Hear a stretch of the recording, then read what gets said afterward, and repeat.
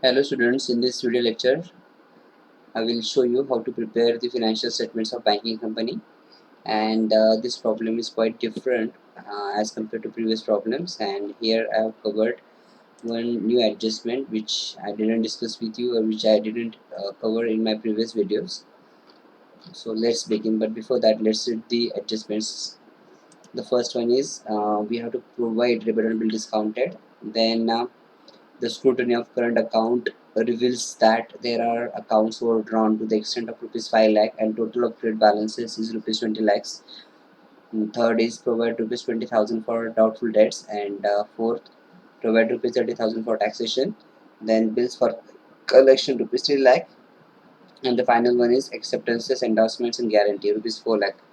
Now as per the banking regulation at 1949, we have to prepare the balance sheet as per prescribed format, that is Form A. So there are in total 12 schedules in the balance sheet, and we have to prepare the profit loss account of banking company as per the prescribed format, that is Form B. There are in total 4 schedules. The third part is profit and the fourth part is appropriation of profit. So let's begin.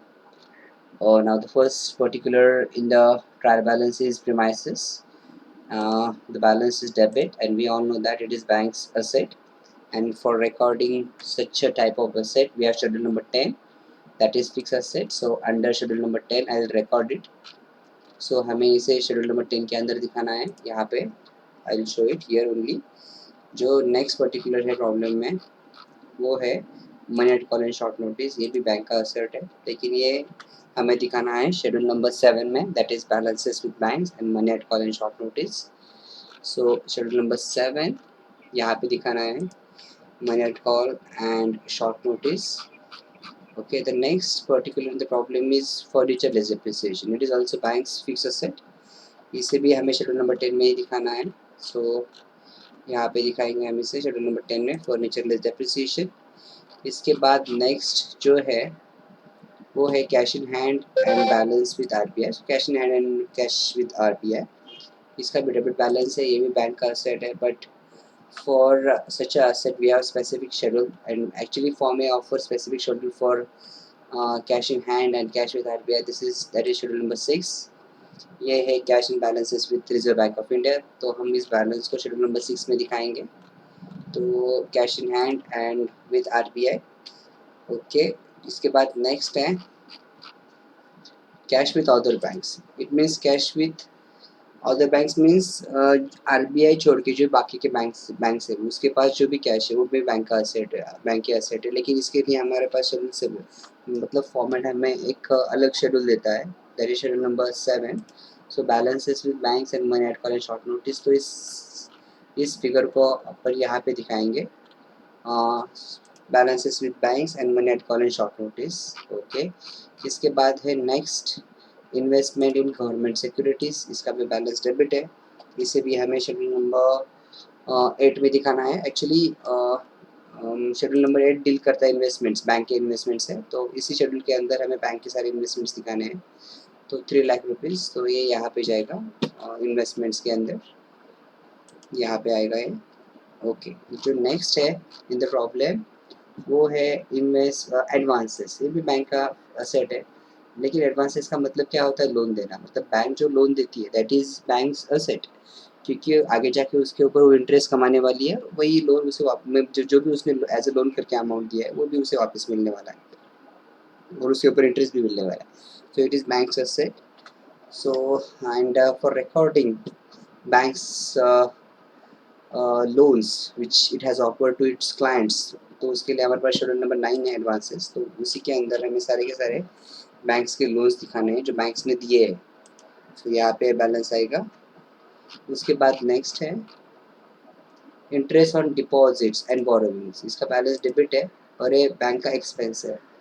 और interest on deposits and borrowings, जब भी bank लोगों से cash deposits accept करती है या फिर दूसरे बैंक से या फिर दूसरे इंस्टीट्यूशन से या फिर आरबीआई से पैसे बोरो करती है, तो बैंक उन डिपॉजिट्स के ऊपर या बोरोविंग्स के ऊपर इंटरेस्ट पे करती है. तो ये बैंक का एक्सपेंस है. लेकिन यहाँ पे फॉर्मेट बी में, जो फॉर्म बी है उसके अंदर शेड्यूल नंबर 15 है, जो स्पेसिफिकली डील करता है बैंक्स के उस एक्सपेंडिचर के साथ जहाँ पे बैंक्स इंटरेस्ट पे करती है, तो ये interest on deposit, interest on borrowings, ये सारा का सारा जाएगा शेड्यूल नंबर 15 में, तो इंटरेस्ट एक्सपेंडेड में आएगा। ओके, इसके बाद नेक्स्ट है audit fees, salaries and allowances, director fees and printing and stationery. All these are bank's expenses, but these expenses are different from interest paid. Actually interest paid को छोड़ के जो भी बैंक के सारे एक्सपेंसेस है, उसे उन सारे एक्सपेंसेस को हमें दिखाना है शेड्यूल नंबर 16 में, दैट इज ऑपरेटिंग एक्सपेंसेस। तो बैंक जो फॉर्मेट भी है वो क्या करता है कि जो भी इंटरेस्ट रिलेटेड एक्सपेंसेस है बैंक के, वो 15 के अंदर दिखाना है इंटरेस्ट एक्सपेंडेड के। और जो अदर एक्सपेंसेस है, आई मीन टू से any expenses other than interest paid, वो सारे के सारे हमें दिखाने operating expenses. In short, bank run करने के लिए जो भी ऑपरेटिंग खर्चा आ रहा है, that expenses we are supposed to show here under schedule number 16, that is operating expenses. उसके बाद नेक्स्ट है डेप्रिसिएशन ऑन बैंक्स प्रॉपर्टी। अब ये भी वहीं पे जाएगा, डेप्रिसिएशन ऑन बैंक्स प्रॉपर्टी, ये भी शेड्यूल नंबर 16 में ही जाएगा, तो इसे हम 16 में दिखाएंगे, यहाँ पे दिखाएंगे। ओके, अब इसके बाद नेक्स्ट है non banking asset. It is banks asset and it is non-banking asset. Actually, bank acquires such an asset when the client of a bank, I mean to say the borrower of the bank, or a person who has borrowed a loan from the bank, if that person fails to repay the borrowed amount along with the interest, that time bank acquires the assets given to it or offered to it as a security. तो these assets are known as bank non-banking asset. ये bank का भी asset है, लेकिन इसे दिखाना है हमें शेड्यूल नंबर 11 में, अदर asset में दिखाना है। तो आई will show it in schedule number 11 other asset, यहाँ पे दिखाऊंगा मैं इसे। ओके, इसके बाद जो नेक्स्ट है, the next is other expenditure. ये भी बैंक का एक्सपेंस है, ये भी हमें दिखाना है शेड्यूल नंबर 16 के अंदर। So I will show it in schedule number 16, यहाँ पे दिखाऊंगा मैं इसे। ओके, इसके बाद नेक्स्ट पर्टिकुलर है गोल्ड। ये बैंक की, अभी इसका बैलेंस डेबिट है। डेबिट का मतलब क्या होता है, ट्रायल बैलेंस का अगर कोई फिगर डेबिट रहेगा तो उसका मतलब क्या होता है, या तो वो बैंक असेट होगा या तो फिर वो एक्सपेंस होगा। तब गोल्ड तो एक्सपेंस नहीं है बैंक का, तो जाहिर सी बात है कि इट इज बैंक्स असेट। ना तो question is what kind of asset is it. आपको मालूम होगा, आपने पढ़ा होगा कि बैंक को एसएलआर का एक प्रोविजन करना पड़ता है, स्टैट्यूटरी लिक्विडिटी रेशो, वो मेंटेन करना पड़ता है। तो वो मेंटेन करने के लिए बैंक इन्वेस्टमेंट करती है, मतलब वो खुद के पास या तो फिर जो भी उसका total time and demand liabilities है, जो भी डिपॉजिट उसने एक्सेप्ट किया है टाइम एंड डिमांड, तो उसके एक इक्विवेलेंट पोर्शन है। अभी आज का रेट उसका 18.5%, जब मैं वीडियो रिकॉर्ड कर रहा हूँ तो आज का रेट 18.5%। तो बैंक को उसके total demand and time liabilities का 18.5% खुद के पास रखना है either in the form of cash और गोल्ड और एनी अनकम्बर्ड सिक्योरिटीज़। तो ये वहाँ से उसी रिलेटेड है। तो ये 12 लाख रुपीज़ हमें दिखाना है इन्वेस्टमेंट में, शेड्यूल नंबर 8 में। तो हम इसे शेड्यूल नंबर 8 में दिखाएंगे, यहाँ पे दिखाएंगे 12 लाख रुपीज़। अभी उसके बाद नेक्स्ट है सिल्वर। सिल्वर भी बैंक का असेट है, लेकिन इसे दिखाते हैं शेड्यूल नंबर 11 में, दैट इज अदर असेट्स। तो इसे मैं अदर असेट्स में दिखाऊंगा, यहाँ पे दिखाऊंगा सिल्वर को। ओके, उसके बाद नेक्स्ट है bill purchase and discounted. Actually ये भी है बिल परचेस डिस्काउंटेड, ये भी एक जरिया है जिसके जरिए से बैंक क्या करती है, क्रेडिट ऑफर करती है उसके क्लाइंट्स को। मतलब क्लाइंट्स के बिल्स परचेस करती है और अगेंस्ट वो परचेस करके डिस्काउंट करने के बाद एक सर्टन सम, जो भी बिल के अमाउंट है, जो भी डिस्काउंट रेट है, उसके हिसाब से एक जो भी मतलब डिस्काउंट के पैसे कट करने के बाद जो भी बाकी के पैसे हैं वो क्लाइंट को देती है। और जब भी वो बिल मैच्योर होगा तो बैंक को पूरे पैसे मिल जाते हैं। जिसने भी वो जो भी वो बिल को डिस्चार्ज करने वाला है, मतलब ऑनर करने वाला है, उसी बंदे से उसका वो पैसे मिल जाते हैं। तो ये भी एक क्रेडिट ऑफर करने का ही एक व्हाट आई कॉल सिस्टम है बैंक का। तो ये भी एडवांसेस के अंदर ही जाएगा। तो इसे मैं एडवांसेस के अंदर दिखाऊंगा यहाँ पे, bill purchase and discounted. Okay, अब इसके बाद नेक्स्ट है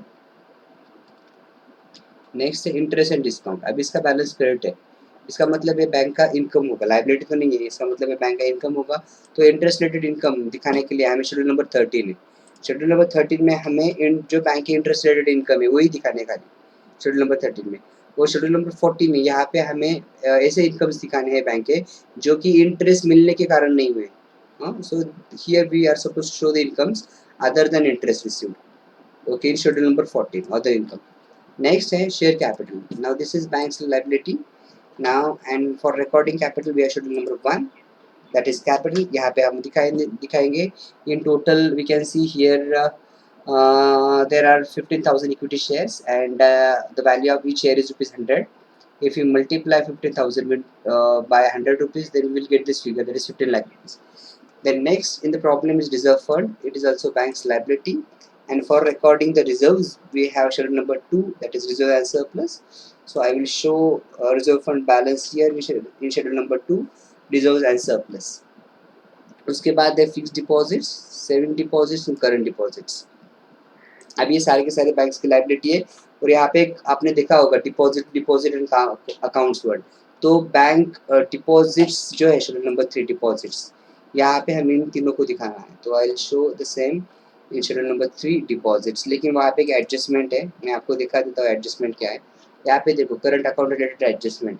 एडजस्टमेंट ये है कि scrutiny of current account reveals that, मतलब करंट अकाउंट को चेक किया है और चेक करने के बाद ऐसा समझ में आ रहा है कि there are accounts overdrawn to the extent of rupees 5 lakh and total of credit balances is rupees 20 lakhs. मतलब ऐसे कुछ करंट अकाउंट्स है जहाँ पे ओवरड्राफ्ट की फैसिलिटी उन क्लाइंट्स ने ओवरड्राफ्ट वहाँ से लिए, मतलब कुछ अकाउंट से ओवरड्राफ्ट निकले और टोटल ओवरड्राफ्ट की वैल्यू है 5 लाख रुपीज एंड जो करंट अकाउंट का बैलेंस है उसका भी वैल्यू है 20 लाख रुपीज. अगर आप यहाँ पे देखेंगे शेड्यूल नंबर 3 में, तो यहाँ पे करंट अकाउंट का बैलेंस आ रहा है 15 लैक्स. एक्चुअली ये 15 लैक्स को मैं यहाँ से कट करता हूँ और यहाँ पे उसको इनर कॉलम में दिखाऊंगा, यहाँ पे दिखाऊंगा. अभी 15 लाख रुपीस का बैलेंस है, ठीक है, 15 लाख रुपीस का बैलेंस है. बट टेक्निकली ये कितना है, स्क्रूटनी क्या दिखा रहा है, स्क्रूटनी तो ये दिखा रहा है कि बैलेंस कितना है 20 लाख है. मतलब यहाँ पे कितना आना चाहिए, 20 लाख रुपीज आना चाहिए. तो 20 लाख बैलेंस है, लेकिन 20 लाख बैलेंस क्यों हुआ है, क्या दिखा रहा है कि there are certain accounts overdrawn to the extent of rupees 5 lakh. अब आपको पता होना चाहिए कि ओवरड्राफ्ट होता क्या है. चलो मान लो कि मेरा करंट अकाउंट है एक्स नाम के बैंक में और मेरा एक्चुअल बैलेंस उस अकाउंट में उस बैंक के करंट अकाउंट में चलो मान लो 5,000 है, लेकिन मैंने वहाँ से 7,000 मैंने विड्रॉ किया. दो my actual cash balance is only 5,000 but I have withdrawn 7,000 rupees, क्योंकि करंट अकाउंट होल्डर को ही बैंक ओवरड्राफ्ट का फैसिलिटी अलाउ करती है. मतलब जो भी extra excess money I have withdrawn from the bank, that extra 2,000 rupees is bank's overdraft facility offered to me. तो as a loan करके वो बैंक उसे ट्रीट करती है 2,000 रुपये को. मतलब यहाँ पे 20,000 अगर हो रहा है अपना बैलेंस, 20 लाख रुपए हो रहा है, यानी 5 लाख से अगर बैलेंस बढ़ रहा है अपना यहाँ से, तो एड इसका करस्पॉन्डिंग इफेक्ट क्या है कि आपका ओवरड्राफ्ट भी बढ़ा है. जो बैंक ने ओवरड्राफ्ट दिखाया है एक्चुअल में वो 5 लाख से यहाँ पे, मतलब जो भी एडवांसेस बैंक ने दिखाया 22,47,000 उसमें 5 लाख रुपए पकड़े नहीं गए. Then we should add that figure of overdraft in the advances. तो यहाँ पे भी हमें 5 लाख रुपए दिखाने पड़ेंगे of advance of on as advances on account of overdraft facility. मतलब जो भी ओवरड्राफ्ट लोगों ने वहाँ से मतलब एक्सिस मनी जो निकाला है, ओवरड्राफ्ट लिया है बैंक से, वो हमें यहाँ पे दिखाना. I hope you understood the effect of this adjustment. अब इसके बाद next particular is we have here pension fund. अभी पेंशन फंड इसका भी क्रेडिट बैलेंस है, ये भी बैंक्स का लाइबिलिटी है, लेकिन ये बैंक्स का लाइबिलिटी भी can't show in schedule number 1 reserve surplus deposit and borrowings. Then only one schedule is left of liability, that is other liabilities and provisions. हमें उसे यहीं पे दिखाना पड़ेगा, शेड्यूल नंबर 5 में दिखाना पड़ेगा पेंशन फंड. तो उसका वैल्यू है 2,50,000 रुपीज़. उसके बाद नेक्स्ट है बोरोइंग फ्रॉम बैंक. मतलब ये बैंक ने बोरो किया है, किसी और बैंक से बोरो किया है, तो ये बैंक का लाइबिलिटी है. And borrowing related liability we have to show in schedule number 4, that is borrowings. उसके बाद नेक्स्ट है we have unclaimed dividend, then branch adjustment account. Okay, ये जो दो है unclaimed dividend, branch adjustment account, ये दोनों का बैलेंस क्रेडिट है, ये दोनों की दोनों बैंक की लाइबिलिटी है और ये दोनों को हमें दिखाना है शेड्यूल नंबर 5 में, that is other liabilities and provision. Let me tell you one interesting thing about branch adjustment account. ये एक टिपिकल अकाउंट है, एक अलग टाइप का अकाउंट है बैंकिंग कंपनी का. अगर ये अकाउंट क्लोज होने के टाइम पे अगर इसका डेबिट बैलेंस आता है, मान लो इसका ये 40,000 डेबिट कॉलम में, तो दिस टाइम हमें इसे we must show it under schedule number 11 other assets. Schedule number 11 में दिखाना पड़ेगा अदर एसेट में। अगर यहाँ पे इसका लेकिन क्रेडिट बैलेंस है तो इसे हमें लाइबिलिटी साइड पे दिखाना है, शेड्यूल नंबर 5 में अदर लाइबिलिटीज एंड प्रोविजंस में दिखाना है। Okay, next is locker rent received and commission exchange. ये दोनों के दोनों बैंक के इनकम है और ये दोनों के दोनों income we have to show in schedule number 14 other income. हम इसे 13 में नहीं दिखा सकते। क्यों नहीं दिखा सकते? क्योंकि 13 के अंदर दैट इज इंटरेस्ट अर्न, यहाँ पे हमें only we have to show here interest related income. Interest received on loans, interest received on investments, discount on bills purchased, वो भी जो भी है वो यहाँ पे दिखाना है हमें। ओके, उसके बाद नेक्स्ट है profit loss account. Now it is a profit figure of the bank. Bank का प्रॉफिट फिगर है लेकिन कब का है? एज ऑन 1 अप्रैल 2019, मतलब स्टार्टिंग का है। So it is the profit at the beginning of the accounting year of this bank.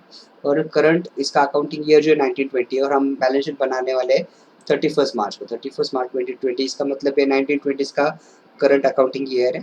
अरे ये जो प्रॉफिट है करंट अकाउंटिंग ईयर के बिगिनिंग का है, तो ये जाएगा यहाँ पे फॉर्म बी में, मतलब प्रॉफिट लॉस अकाउंट में जाएगा और यहाँ पे हमें इसे दिखाना पड़ेगा। ओके, अब इसके बाद नेक्स्ट है demand draft MT and TT. अब इसका भी बैलेंस क्या है?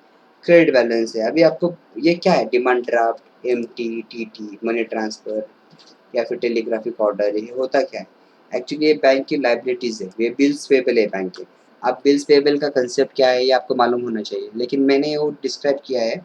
जो भी मेरे थ्योरेटिकल लेक्चर्स है, जो भी मेरे रिकॉर्डेड वीडियोस अवेलेबल है यूट्यूब के ऊपर जो थ्योरेटिकल है, वो जाके आप देख लो, then you will come to know what is exactly bills payable in case of banking company, or how to define bills payable in case of banking company. Then watch these videos, you will get the idea of bills payable.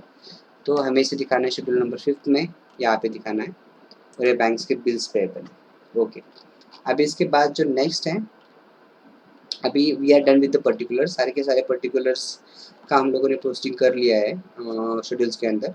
And then now we will go through the adjustment. The first adjustment is we have to provide for rebate bill discounted ₹5000। Rebate bill discounted होता क्या है actually?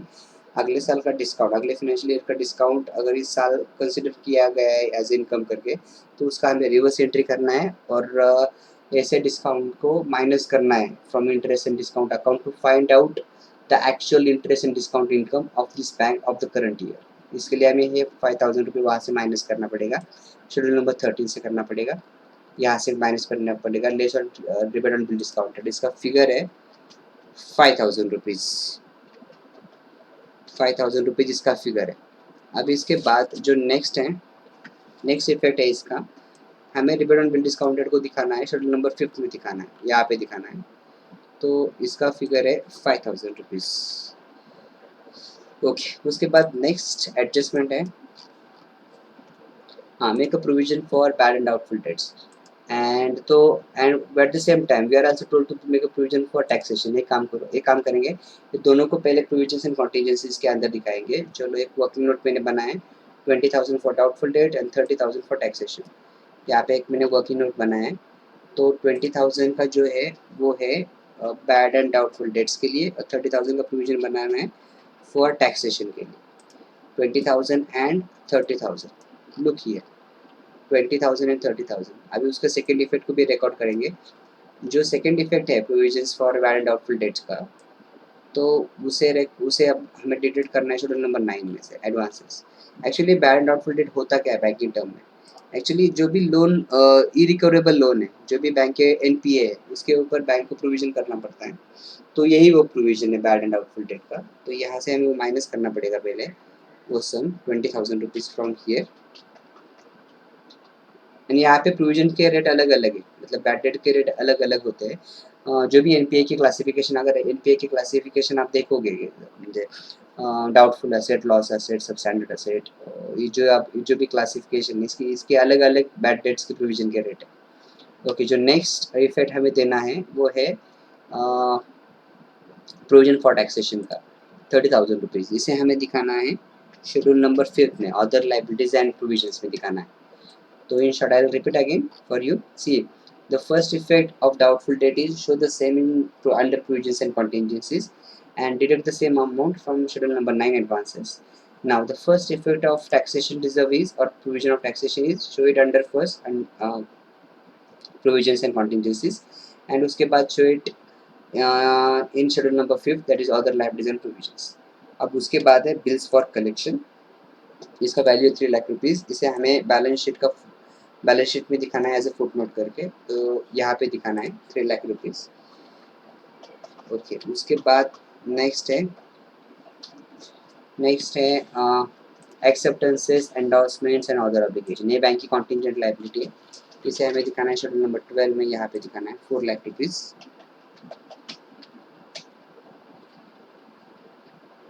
4 lakh rupees. चलो अभी सारे के सारे adjustments के effect हम लोगों ने मैंने रिकॉर्ड कर दिए हैं, आपको दिखा भी दिए कि कैसे मैंने किए। अब मैं क्लोज करूँगा पहले profit loss account which is form B. चलो सबसे पहले आप शेड्यूल्स क्लोज करेंगे फॉर्म बी के। Schedule let's begin with schedule number 13। तो 5 lakh minus 5,000, so the balance is 4,95,000. Actually, let me tell you one interesting thing, कि जो भी बैलेंस शीट और प्रॉफिट लॉस अकाउंट अपन बनाते हैं तो डिटेल सारा का सारा डिटेलिंग हम शेड्यूल्स में करते हैं और उसका समरी खाली हम फॉर्म्स में दिखाते हैं। तो यहाँ पे डिटेल्स आप लोगों ने देख लिया कि 13 में क्या क्या डिटेल्स है। अब इसका जो समरी है 4,95,000 हमें वो दिखाना है, यहाँ पे दिखाना है फॉर्म बी में, next schedule number 30 that is income earned and in the column of current year, तो 4,95,000। ओके, उसके बाद नेक्स्ट है शेड्यूल नंबर 14, यहाँ पे इसका एग्रीगेट वैल्यू है 1 lakh rupees, so I will show here 1 lakh rupees. Okay, इसका मतलब क्या है, बैंक को शेड्यूल नंबर 13 से 4,95,000 का प्रॉफिट है, शेड्यूल नंबर 14 से 1 लाख का प्रॉफिट है। So total income before considering expenditure is 5,95,000। मतलब ये जो 5,95,000 ये बैंक का इनकम है, ग्रॉस इनकम है, लेकिन वैसे अभी तक हम लोगों ने एक्सपेंडिचर नहीं कंसिडर किया। एक्सपेंडिचर माइनस करने के बाद हमें पता चलेगा बैंक का नेट प्रॉफिट कितना है। चलो तो ये हम इसे बोल सकते हैं कि ये बैंक का ग्रॉस प्रॉफिट है, ऐसा बोल सकते हैं 5,95,000। चलो अभी नेक्स्ट है शेड्यूल नंबर 15 इंटरेस्ट एक्सपेंडेड, इसका टोटल है 3 लाख रुपीज़, तो इसे हमें यहाँ पे दिखाना है शेड्यूल नंबर 15 में 3 लाख रुपीज़। उसके बाद है schedule number 16, the total of this schedule is 1,13,000, तो यहाँ पे हमें दिखाना है 1,13,000 रुपीज़। उसके बाद प्रोविजंस एंड कॉन्टिजेंसीज हैं, addition let's make addition of this figure 50,000 rupees, तो यहाँ पे हमें दिखाना है 50,000 rupees. Okay, let's calculate the total expenditure of the bank. The total expenditure is 4,63,000।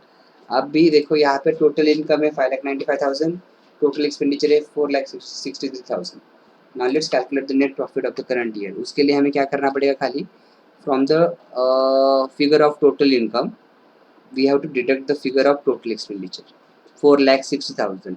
I mean to say from 5,95,000, if I deduct 4,63,000, which is the total expenditure of this bank of the financial year 1920, then I'll get the net profit of the current year, that is 1920. So the net profit of the current year is 1,32,000 and the profit at the beginning is 70,000 and the total profit is 2,02,000. इसका मतलब ये bank का life time profit है as on 31st March 2020, that is 2,02,000. This is the lifetime profit of a bank, and 1,32,000 is bank's profit of the financial year 1920, and before 1920 bank's profit was 70,000. Now अब इसके बाद हमें क्या करना है, appropriation करना है इस प्रॉफिट का। तो ये काम करो, यहाँ पे सबसे पहले 2,02,000 को दिखाओ, यहाँ पे पहले हमेशा दिखाना है यहाँ पे 2,02,000, मतलब जो भी टोटल है, टोटल प्रॉफिट है यहाँ पे दिखाना है। अब एप्रोप्रिएशन करना है। एडजस्टमेंट में तो कोई ऐसा स्पेसिफिक एप्रोप्रिएशन हमें दिखाया गया नहीं है कि आपको इस रिजर्व में इतना ट्रांसफर करना है। इसका मतलब क्या है, जो सेक्शन 17 है जो मैंडेटरी है फॉर एवरी बैंक, कि आपको आपके प्रॉफिट का 25% मेरे करंट ईयर प्रॉफिट का जो करंट ईयर नेट प्रॉफिट है उसका 25% आपको सैटरडे रिजर्व में ट्रांसफर करना है। तो पहले वो अपन वो एडजस्टमेंट कर लेते हैं। मतलब क्या करना है, सिंपल है, 25% of current year profit, 25% mean 25 divide by 100 into of current year profit, that is 1,32,000। सो कितना आता आ रहा है फिगर 33,000। तो हमें 33,000 ट्रांसफर करना है सैटरडे रिजर्व। तो अपन 33,000 सैटरडे रिजर्व का कहाँ पे दिखाना है, शेड्यूल नंबर 2 में दिखाना है। तो यहाँ पे आएगा 33,000 रुपीज और करंट ईयर प्रॉफिट कितना है अपना 1,32,000 की करंट ईयर प्रॉफिट है उसका। I will show one more time to you, that is 25 into 1,32,000 divided by 100. So the profit figure is sorry, statutory reserve figure is 33,000, मतलब 33,000 हम लोगों ने statutory reserve का ट्रांसफर कर दिए। This is statutory reserve, I will type here statutory reserve, statutory reserve। अब इसका opening balance as such problem के अंदर ने दिया नहीं है, लेकिन रिजर्व फंड है, तो यहाँ पे कुछ कुछ लोग क्या करते हैं, रिजर्व फंड को ही कंसिडर करते हैं स्टैट्यूटरी रिजर्व। अगर किया तो भी कुछ प्रॉब्लम नहीं, किया तो भी कुछ प्रॉब्लम नहीं है। या लेकिन यहाँ पे स्पेसिफिकली लिखा, स्पेसिफिकली मेंशन किया गया नहीं प्रॉब्लम के अंदर कि ये स्टैट्यूटरी फंड है। वो भी हो सकता है, नहीं भी हो सकता है। अगर कुछ लोग इसको ओपनिंग बैलेंस भी ट्रीट करना चाहिए 5 लाख को तो कर सकते हैं, no problem, no problem. Okay, इसके बाद नेक्स्ट है, अब हमें बैलेंस निकालना है, balance carried over to the balance sheet. इसका मतलब है we have to here close the profit loss account. How to close it? Simple है, from 2,02,000 we have just transferred rupees 33,000 to statutory reserve. From 2,02,000 we have just transferred rupees 33,000 for to statutory reserve. तो जो balance बचा है, that is 1,69,000. That is the closing balance of profit loss account and it will be carried over to balance sheet. Now the question is, इसको transfer कहाँ पे करना है? वो उसी जगह पे करना है, उसी शेड्यूल में करना है, that is schedule number 2. Balance carried over to balance sheet, यहीं पे ट्रांसफर करना है उसे। हाँ, and the 1,69,000 if I am not mistaken, but I'll check it one more time. Yes, 1,69,000, तो यहाँ पे दिखा है मैंने 1,69,000, शेड्यूल नंबर 2 के अंदर ही दिखा है इसको। Balance carried over to balance sheet. Now the profit loss account is closed. Now let's close the schedules of balance sheet. Schedule number 1, let's begin with schedule number 1. इसका बैलेंस आ रहा है 15 lakh rupees, तो इधर 15 लाख रुपीज़ दिखाना है। Schedule number 2 का balance आ रहा है, समरी आ रहा है, एडेड 7,02,000, तो यहाँ पे अपन पहले दिखाएंगे 15 लाख रुपीज़, उसके बाद है 7,02,000। ओके, शेड्यूल नंबर 3 डिपॉजिट्स, उसका टोटल आ रहा है 35 लाख रुपीज़, यहाँ पे दिखाएंगे 35 lakh rupees. Schedule number 4 borrowings है, I think there is only one borrowing of the bank that and its value is 2 lakh rupees, तो इसे हमें यहाँ पे दिखाना है 2 लाख रुपीज़। शेड्यूल नंबर 5 है, इसका वैल्यू है 8,45,000, तो इससे हमें यहाँ पे दिखाना है 8,45,000। चलो अब इसका अपन एडिशन करेंगे, एडिशन करने के बाद देखेंगे कितना आ रहा है, 67,47,000 आ रहा है, मतलब total liability of this bank is 67,47,000। Now schedule number 6, schedule number 6 there is only one figure 5 lakh rupees. Schedule number 7 का भी कर लेते हैं 11 लाख रुपीज़, तो 5 लाख एंड 11 लाख, तो यहाँ पे 5 लाख है 6 का समरी, और जो 7 है उसका समरी है 11 लाख। ओके, उसके नाम बाद नाउ नंबर 8, सो 12 + 3 15 लाख रुपीज़, तो 15 लाख रुपीज़ यहाँ पे दिखाना है हमें। जो भी शेड्यूल नंबर 8 है इन्वेस्टमेंट, उसका समरी है 15 लाख रुपीज़। ना उसके बाद है शेड्यूल नंबर 9 एडवांसेस, वहाँ पे क्या दिया है, अच्छा यहाँ पे चलो पहले एडिशन करेंगे, फिर उसके बाद उसमें से 20,000 माइनस करेंगे, तो मेरे हिसाब से तो इसका आंसर आना चाहिए 30,27,000, लेकिन देखेंगे चलो profit. So is equal to 22,47,000 plus 5 lakh plus 3 lakh minus 20,000, so 30,27,000, 30,27,000 summary schedule number 9 का, तो यहाँ पे दिखाएंगे अपन 30,27,000, 30,27,000 करके। ओके, अब शेड्यूल नंबर 10 में जाएंगे, ये शेड्यूल नंबर 10 है 4,70,000, schedule number 10 4,70,000,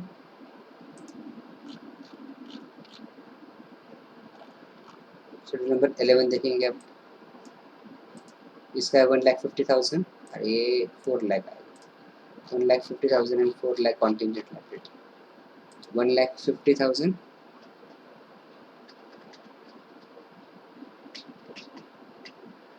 and contingent liability 4 lakh. Chalo, let's aggregate the figures of assets. After the addition, the figure is 67,47,000. Now you can see here balance sheet is tallied. Let me show you.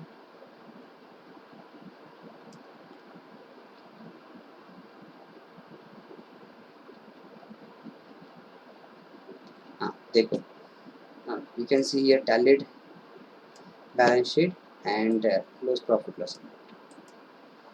Okay. This problem is over. Thank you.